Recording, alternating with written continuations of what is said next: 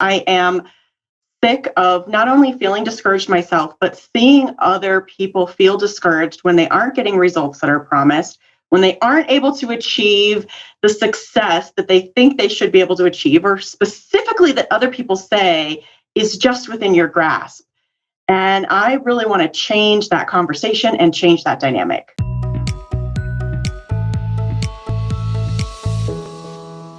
Welcome to yourbrilliance.com. I'm your host, Amy Waterman.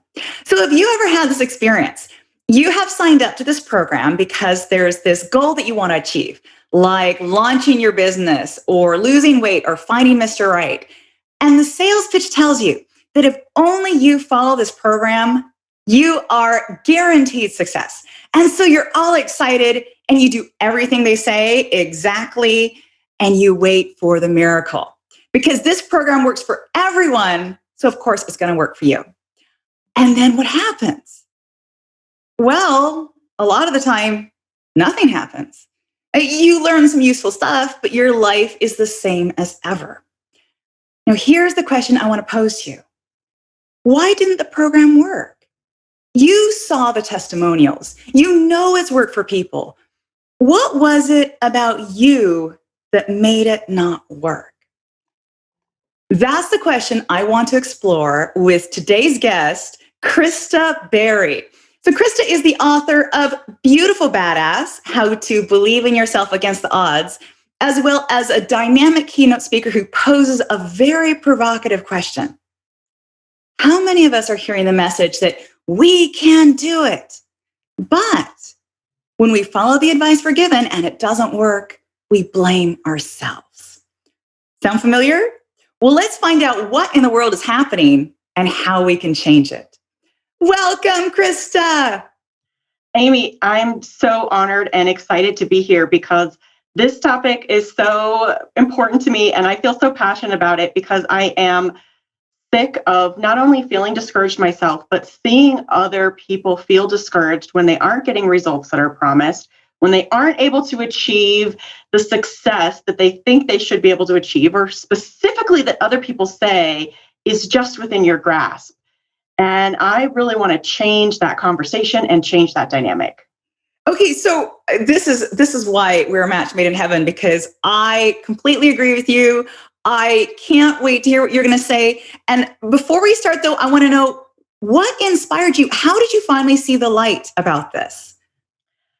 So I grew up underprivileged. I had a lot of mental illness in my family. My mom had a disability, and probably unsurprisingly, with those two other factors, a good portion of my childhood, my family was on welfare.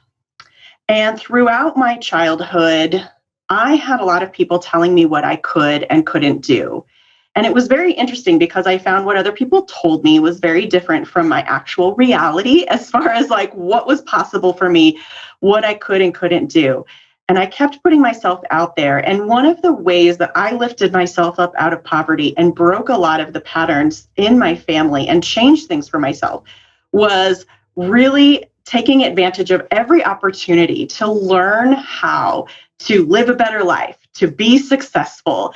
I read books and blogs and listened to speakers, and every opportunity that I could, I was consuming all of this information around this topic. And I was fortunately successful, but I also found myself frustrated time and time again by listening to a speaker or reading a book and feeling like what they were saying didn't quite apply to my situation. And it was obvious to me that it didn't apply to my situation, that it didn't apply to me. But I didn't always see that echoed in other people around me, maybe even some people who shared a similar circumstance or similar background. And it wasn't until I came across a 2017 study that talked about motivation. And so what this study talked about was they took this group of kids, this inner city youth group, and they told all of these students, they said, you can achieve anything you set your mind to. All you have to do is work hard and apply yourself. That was the gist of the study and the message that these kids were told. Now, what's interesting is what they found in this study and how that messaging actually impacted the success of these students. So what they found was that the less privileged students that were given this message, that were told anything is possible if they work hard enough, well, those less privileged students suddenly began to engage in risky behavior. Their performance at school started to slip. And the researchers wondered, why is that? Why did they take this message and hear this message and suddenly start to underperform, suddenly become disengaged at school, suddenly start to engage in more risky behaviors?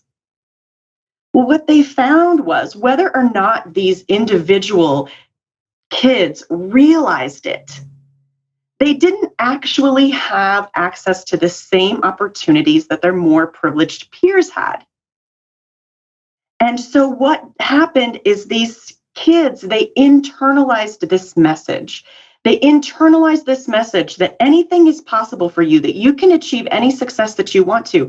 Because when they found that it was hard for them or that they didn't achieve smaller milestones, they felt like something is wrong with me. I'm flawed. I'm the one that can't make this work. Because the situational barriers that these kids were facing on a day-to-day basis was not addressed, these kids felt like it's me. I'm the one that's wrong. It has nothing to do with the fact that I'm less privileged or may not have access to this resource or that resource. And when I read this study, all of a sudden it had made sense. My own journey and how many times I had sat in rooms listening to speakers or read books and, used that advice and the wisdom and guidance I was hearing to the best of my ability, but also felt this sense of frustration and this sense of disappointment because I knew that it didn't apply to me. But I also recognized, like I said before, that not everyone else realized what I realized, that the reason that advice didn't apply to me or didn't work as well for me or I wasn't as effective wasn't necessarily because it wasn't good advice, but it was like because there's all these other things that get in the way of success or in the way of progress. And if we don't address those things, it's going to be so much harder to achieve those results. But we don't know that all the time, right? We think something is wrong with me. Why can't I make this work? So I really love what you write in your book, Beautiful Badass. And I will just say I've sent this quote to several people. I just want to read it here. You write, if you have experienced or are currently experiencing trauma, mental or chronic illness, or some form of discrimination based on your race, nationality, ethnicity, gender identity, sexual orientation, religion, disability, or another socioeconomic barrier, now this is the punchline, you cannot simply positively think your way around those situations. Now, I cheered when I read that. And why are so few people getting it? My perspective is I think that what we see, the dynamic that we're seeing play out is that a lot of times people that you will see at the front of the room, people that you will be reading books from, you have to have some level of opportunity and some level of privilege to even be that person on stage, to be that person that gets that book published most of the time. Like there's few exceptions here and there, right? But a lot of the times you have to be in a more privileged position to even get that message out. And what I believe is that oftentimes what we're seeing is just a reflection of the person who's doing the teaching, the person who's doing the inspiring. They don't realize how much their own opportunities, their own privilege has contributed to their success. So they don't even think to say necessarily or acknowledge this worked for me because X, Y, and Z, your results may vary, right? They assume that their experience is anyone else's experience. And it's like all you do is you just go borrow money from a friend to enroll in a coaching program or whatever the thing is, right? But they don't even realize, if you haven't really experienced some of those barriers, I think you don't necessarily realize what it's like to live in that situation, and to realize that, like, for example, people who have historically lived in poverty know other people who have lived in poverty or are living in poverty. So, they don't have a family friend or someone that they can even borrow $800 from most of the time, just to help them get through a tight spot. They don't necessarily have family connections who know someone who went to an Ivy League school that can get them that interview. Or, maybe depending on your level of privilege, like if you haven't even gone to college at all, you don't have that advantage of like the alumni association, right? And so I think that so much of the time, these really well-meaning leaders, speakers, thought leaders, they want to share what has worked for them and don't acknowledge or even know how much the path was paved for them and made easier for them from the start, and how that played a role in their success. I really appreciate that, because the message I hear over and over again on inspirational websites, on LinkedIn, and professional circles is this: the only thing holding you back is mindset.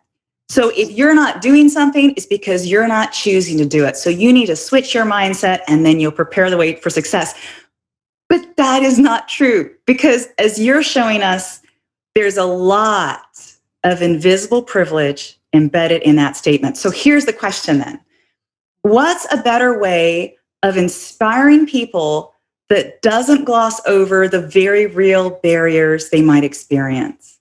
I love that question. And thank you so much for asking it, Amy, because if you are someone who wants to inspire a bigger audience, and you want to know how you can do that in a way that doesn't only support and help people who are like you and share your background, if you want your message to reach a greater audience and inspire a greater audience, and maybe even some people who don't share a similar background, I think there's a couple of ways we can do that. I think one easy way is to just simply acknowledge your level of privilege.